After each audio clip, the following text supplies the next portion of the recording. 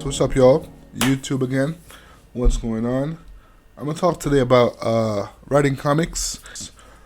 One thing that I noticed that a lot of comic writers, whether it's on webtoons or independent comics, that you see I'm in a lot of Facebook groups, and a lot of people post like comics and stuff. I read some of them.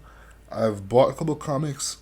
A lot of things I see a lot is exposition dumping. A lot of people just dump exposition. I think one major thing that people who like want to write comics and draw comics, one thing they will neglect is the storytelling aspect. Right? Like they have an idea, they have a million characters, right? And they want to write about these characters, they want to build a world, but that's it's nice to have that, but it won't go anywhere unless your characters are compelling, unless your characters are interesting, unless the story is interesting, unless the characters move the story along. So a lot of times people, especially on webtoons, many webtoons I read, there's like a prologue, and the prologue is just a huge exposition dump where it's like, this world was forged 1,000 years ago in blood and bone. You had the gods and the demons and the magic of the world that only flowed through special people. The world was destroyed, but it was rebuilt again through the will of the seven chosen. Now, 1,000 years later, the seven have returned in these high schoolers who, whatever. It's just like usually some kind of grand story that people don't really care about unless they put a face to it. If you can't really put a face to it, you're not really gonna care about the whole world and the stakes and like the lore, the history. It's a lot of investment it takes to care about that stuff without having characters front and center. Right? Characters should come first. Right? So many times with professional stories, whether movies or TV shows, novels, they will put the character right at the beginning in a situation that's usual for them, or it could be in the middle of the story where something exciting happens, and then you're like, wait, will they survive? Let's go back to the beginning. How did I get here? That kind of story. Not necessarily the record scratch. Let me tell you how I got to this moment. Not like necessarily that, but similar. It's kind of showing you this character at this point in their life, right? And why the world matters to them. Why the lore matters to them. All the history, all the gods and the magic and the demons and all that stuff has to matter to those characters that are front and center for people to care about it. Because if the character doesn't affect the character, then no one really cares. And a lot of stories have like this tons of expo dumping that just gives you info about the world, and it's like, I don't understand, how does that fit in with this character? What is this character, one of those gods, or are those characters one of those the I'm guessing they're one of the seven, right? But it's like, just tell us about the character first. Who is this character? And then how does that affect him? Because I remember I read a Facebook post a while back, right? This guy's like, oh, I made like 300 characters, and I wrote this world. He wrote this long paragraph about these crystals and how the magic of the world come from the crystals, and there was like some seven chosen or whatever, but there was no actual person to identify with. There was no one. It was just like the whole beginning of the world and what these seven figures meant for the world, but there was no face to them, no characteristics to like tell us who these people are. We just know they're special people and they'll save the world. So it's like you need to have, you gotta have that, ground, the character to ground us to the story. For my story, the first draft I did, not this is like excluding, I did like a 32-page comic about these two prisoners who are trying to escape hell and go back to their life on Earth, right? Then for Inktober, I wrote a kind of side story. And I kind of made a mistake also. Like, I introduced this character, Nina, and her whole deal was she failed a test to get into a guild, right? And it's a good investment, but it doesn't hook you so much. So, and there's the scene is like she's climbing up into this dungeon on a quest for her guild, and as she's climbing, she remembers that she failed the guild entrance exam because she couldn't make the climb. So it kind of ties in together, right? At the moment, we see her on a quest as a member of the guild climbing, right? And then you see her as a child having this moment for her being the reason why she failed the test. And then we learn that she failed the test twice because of the same thing, the climbing. She could never get past that climb, right? So that is telling us about that character. This moment is important to her. So we know this is important to her. So it's important for the reader, right? Then there's more information about why she wants to join the guild. There's more information about her friends, and then it goes into like this, her side story is that she goes into the forest on a mission with her best friend who did get into the guild, and because they're kind of like watching out for her, he gets injured, right? So the climbing is really important, right? Because she couldn't climb that mountain, they took too long, and these like evil fairies came and attacked them, right? So it's kind of her fault that they took too long to get up the mountain, right? That climbing was a problem. The climbing got her friend injured. And then we see who she is now, climbing up a mountain again for a regular quest, just some quest. And it has weight to it because we know that she had a past with climbing like high mountains, and like it's really, a source of trauma for her. Her best friend got injured. I made it kind of like out of the movie My Girl. The movie My Girl, like I forget her name. I think it was like Dana or something with D. It was the actress. It's a movie with Macaulay Culkin and Anna Klumsky. I think that's her name.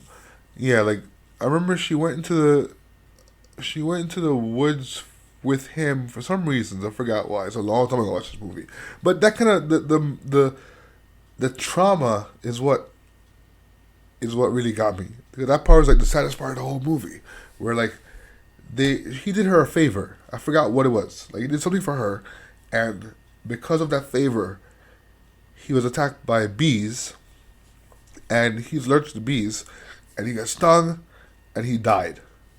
And that moment was the defining moment of her whole childhood, right? So that inspired me.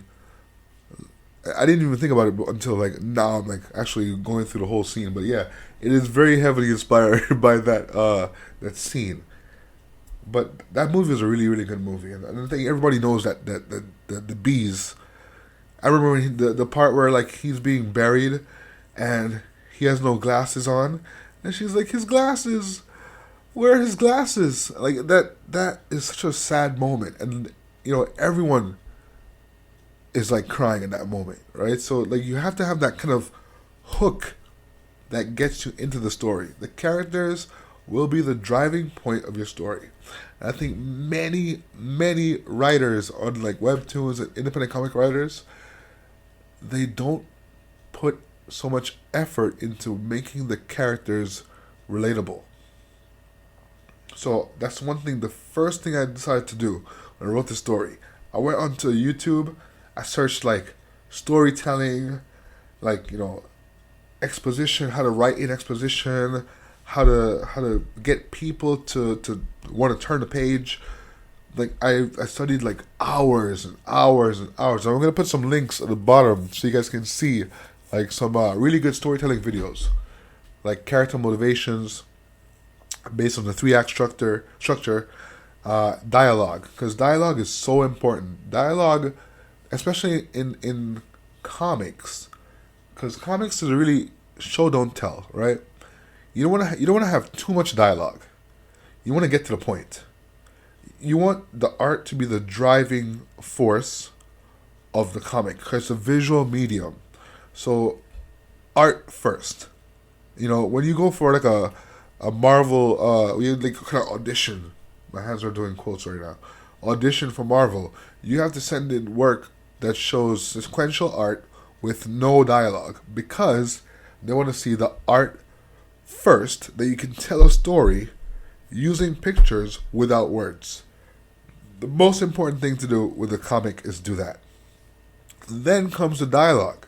You want to have the characters say things that are natural to those characters, but also reveal the story as it goes along. Not have much narration bubbles or boxes that explains what is happening or what the world is about, or that is just exposition dumping. It's just giving too much information to the readers, and usually all at once. Usually it's just shoved into the first chapter, just a bunch of information. All right, now you know the world. Let's meet the characters. It's like that's not how it works. You gotta introduce the characters and have the characters introduce the world through their actions, through things that happen, situations. So it's so important that people learn to do that. Like, it's so important. And there are a bunch of YouTube links I'll put up. Film Courage is so good for learning writing, learning storytelling. Film Courage tells you how to make a film. And comics are like films. They're visual mediums, right? You just have no audio. But basically they're visual. You have dialogue, the 2 most important things. Sound is very important in film, but in comics you don't have that. So you have the sound bubbles, the sound speech, the word bubble. No, what am I talking about? What's it called? The sound effect bubbles or sound effect words. Can't even think of it right now. So like, in comics, the storytelling is so important.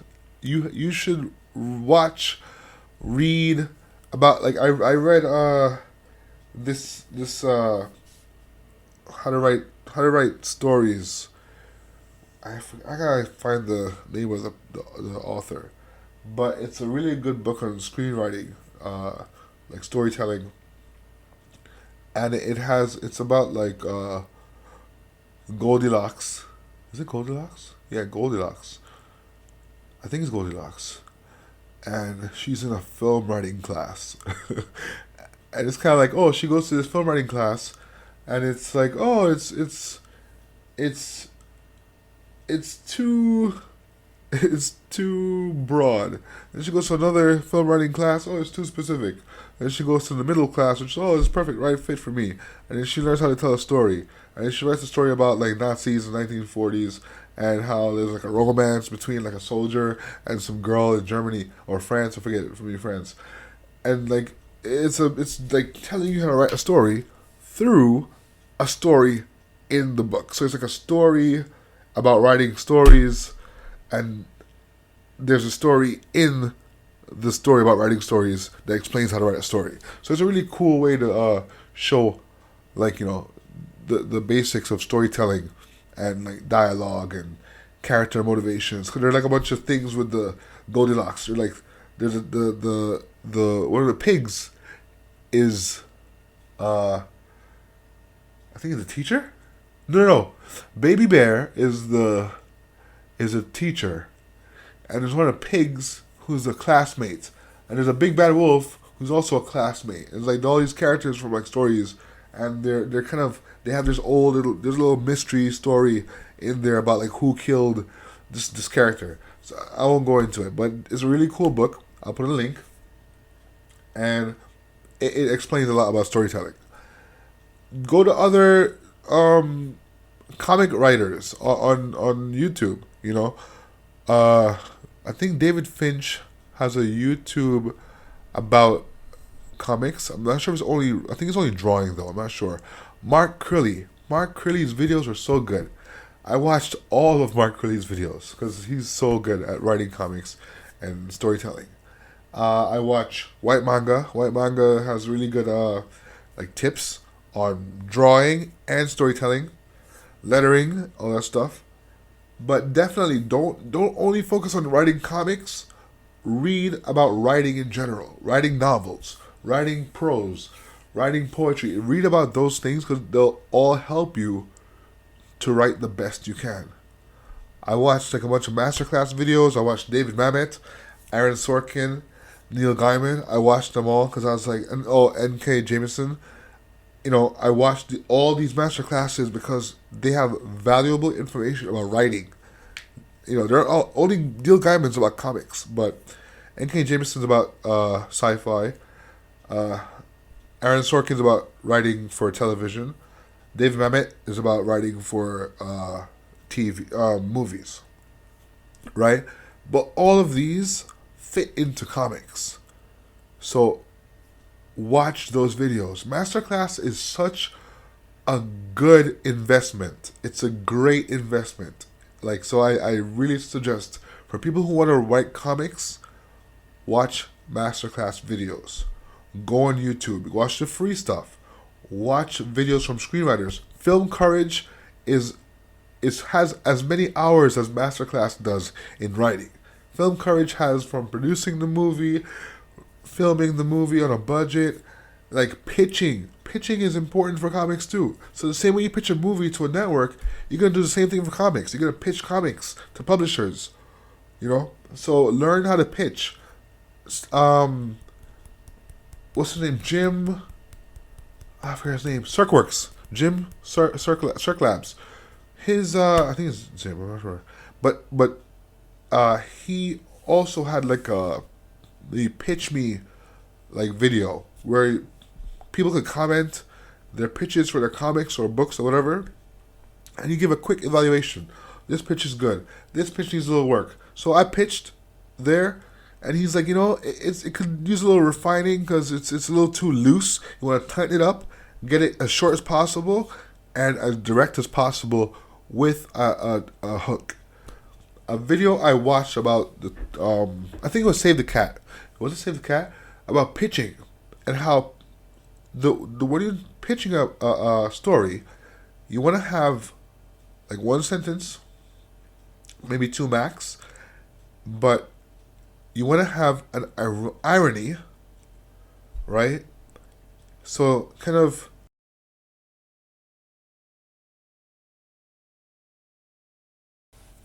you want to have irony. So as an example, like you want to have like this lazy,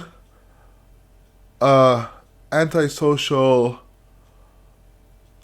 teenager gets the hardest job of all to save the world with 7 strangers, right? So it's kind of the irony is that he's lazy, doesn't want to work, and he's antisocial.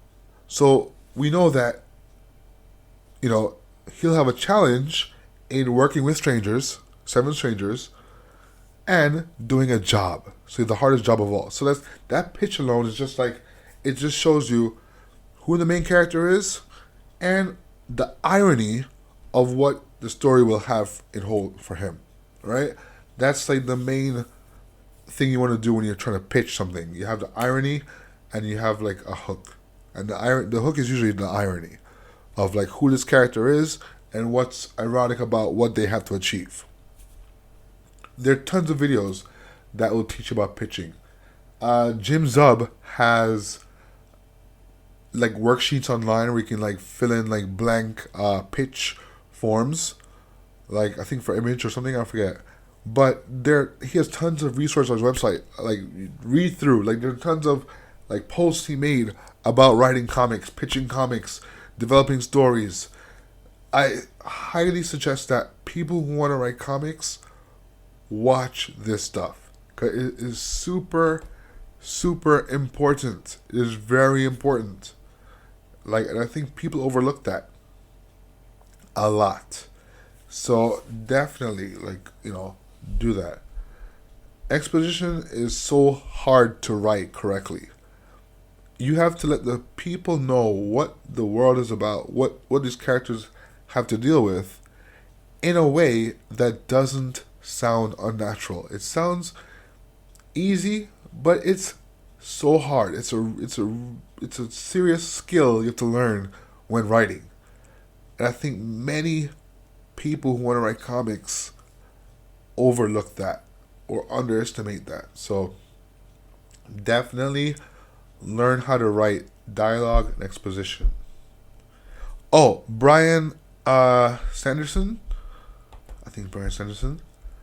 He did like I forgot what book. Yeah, Brian Sanderson. He's a fantasy author of novels, and he writes like Stormlight or like Mistborn, like that. He has YouTube videos, full YouTube videos on writing stories, right? And if you're into fantasy and sci-fi, he is perfect for telling you, like, for watching to learn how to do it. He has YouTube videos. You subscribe to his YouTube channel. He posts all the time. Full classes he has. College classes, he posts the whole class online. You can watch for free. YouTube is such a great resource. Like people, you can get a whole college degree on YouTube from how much information is out there. So take advantage of it and go to those channels. I'll put links, I'll put names, I'll put books in the below. So comment, like, and subscribe. Let me know how you learned to write. Let me know what you guys do to learn how to write books or how to write comics. All right? So peace.